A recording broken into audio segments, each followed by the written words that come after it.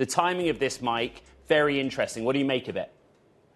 Well, it's fascinating. This announcement today from Nvidia in the overnight hours comes less than a week after Jensen Huang sat down with President Donald Trump in Washington at the White House for a closed-door meeting. Now, we don't know what was said in private between the two men, but one thing we do know is that Jensen Huang has been clear in his message that U.S. export controls that have hit his company particularly hard have been a failure and that put U.S. competitiveness at risk. His vision is that if Nvidia is unable to sell a modified and slowed down version of its AI chip into China, the U.S. will be ceding that market, in essence, to Nvidia's chief Chinese rival, Huawei Technologies. And that would set the stage, potentially, Ed, for Huawei to then start exporting some of that AI technology into other countries where Nvidia would also like to have a toehold and bigger footprint.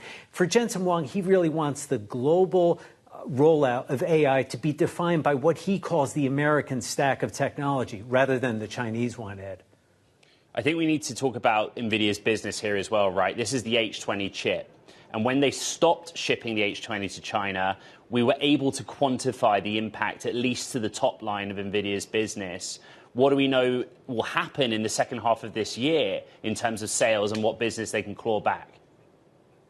Well, when they released their results for the first quarter, they did report a $4.5 billion write-down related to those export curbs on the H20 chip. And remember, the H20 chip had been redesigned specifically for the Chinese market to meet earlier rounds of U.S. export curbs that were enacted on national security grounds. Now, the curbs, should they stay in place, would have hit the bottom line even further this coming quarter. They were projecting lost sales of up to $8 billion, but that could all change here, Ed.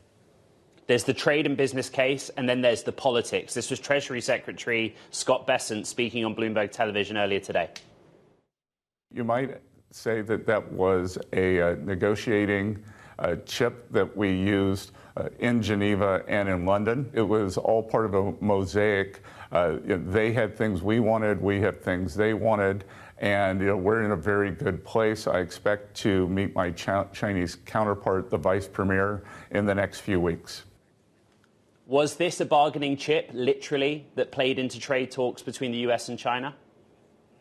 Well, it certainly is something that Chinese officials would have raised during the talks. And for the first time, U.S. officials are indicating that the chip export curbs actually emerged as something in the negotiations. It's unclear where they rank, but certainly it helped the U.S. gain access to those rare earth exports from China that American customers had suddenly found difficulty buying as China began to slow down its sales of those crucial products to automakers and other buyers here.